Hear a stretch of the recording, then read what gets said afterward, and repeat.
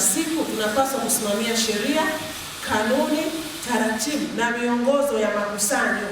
Ni lazima tukusanye. Na nimetoa mfano hali ya dunia ilivyo, ni lazima tukusanye tuweze kujitegemea kama halmashauri, lakini pia kama taifa. Na swala la makusanyo halina excuse. Tukiachilia mbali lazima kusimamia sijui mikutano ya wananchi, kama wenye viti wa maendeleo ya kata. Maendeleo bila pesa hayapo, ndugu zangu. Kwa hiyo nataka kusema kwamba tunalo jukumu. Asilimia 28 kwa miezi hii miwili iliyobaki, ni lazima tuvae soksi, tukaze buti, tuingie msituni kutafuta pesa ya mapato. Kwa idara mpo, tunalo hilo jukumu kwa kushirikiana na viongozi wetu ambao ni madiwani wa maeneo husika. Lazima tukusanyane kwa kipindi cha miezi hii miwili tu, Mei na Juni. Na mara nyingine Juni wala haifiki hadi mwisho, mifumo inakuwa imefanyaje? Imefungwa. Walau tufike hata 85-90 na nina imani tukishirikiana kama timu Misungwi na kauli mbiu au tunayo kauli mbiu yetu kama Misungwi yetu sote tuendelee kushirikiana kuijenga. Lakini imezungumzwa, turudi pia tukazungumza na wananchi. Tuendelee kuhamasisha maendeleo ili nchi yetu iendelee kujijenga yenyewe kupitia mapato yake ya ndani. Watendaji ambao ni watendaji wenzetu,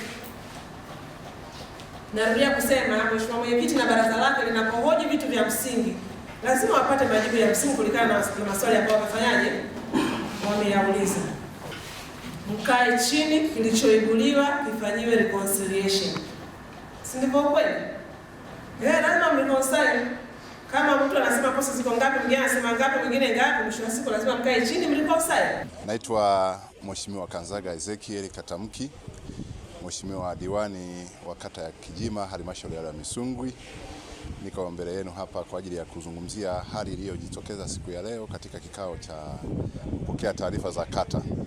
Miongoni mwa mambo ambayo yameonekana kwa ukubwa ni namna ambavyo kata zetu tunakusanya kwa chini, na mpaka sasa hivi kufikia robo ya tatu inaonekana kwamba tumekusanya asilimia 66 tu.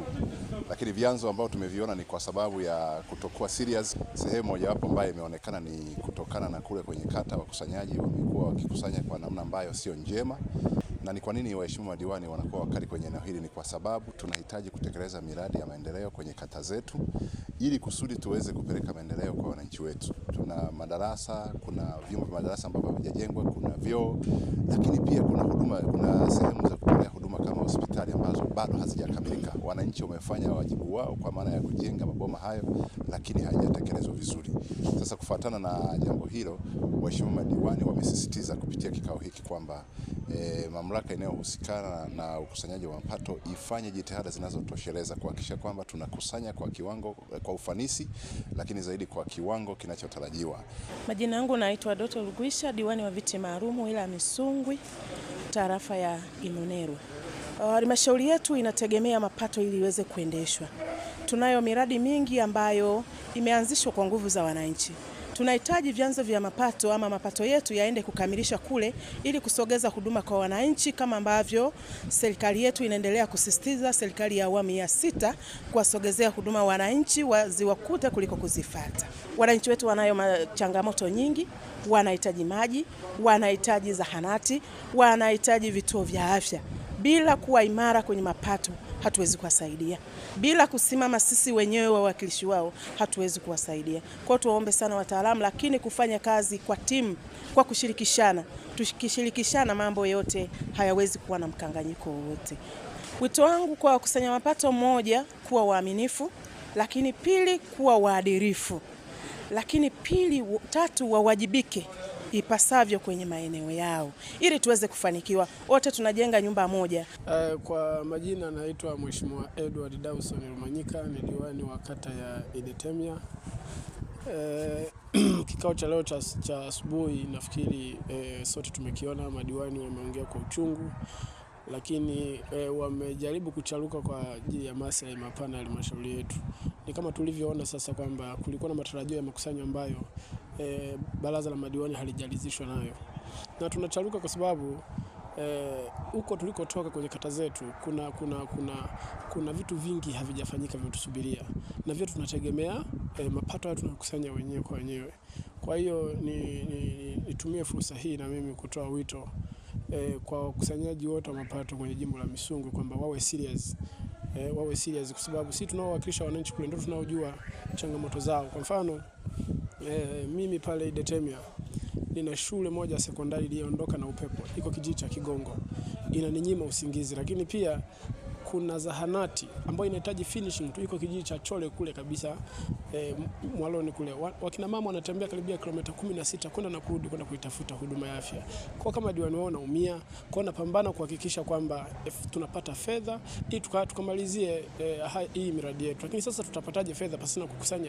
Tumekuwa na mjadala mzuri sana. Nimewaona waheshimiwa mmecharuka sana katika swala la mapato. Ni kweli inatakiwa muwe hivyo, maana kama hamsimamii mapato ni sawasawa na hakuna kitu ambacho tutakachoenda kukifanya. Mimi nawaahidi kwamba niko na nyie bega kwa bega kwenye swala la mapato, kwa sababu mapato yakishuka, baba wa familia atakuwa amefanya kazi zero. Kwa hiyo kwenye mapato tusifanye mzaha hata kidogo. Na nyie watendaji huko ambako mliko huko, fanyeni usimamizi mzuri kwenye mapato. Msimwachie mheshimiwa diwani tu, kwa sababu nyie mmepewa kazi na mkurugenzi hapa kusimamia mapato huko. Kwa hiyo fanyeni ushirikiano na waheshimiwa madiwani, wapeni taarifa kwamba tuna posi hizi na hizi. Waheshimiwa madiwani wazijue posi zenu, wazijue posi ambazo zipo kwenye kata huko. Kwa hiyo kwa kufanya hivyo tutakuwa tunaendana sawa bila kusingiziana kwamba kuna posi hii na hii, kuna posi hii na hii. Kwa hiyo fanyeni mawasiliano na waheshimiwa madiwani ili posi ambazo ziko kwenye kata zetu zijulikane.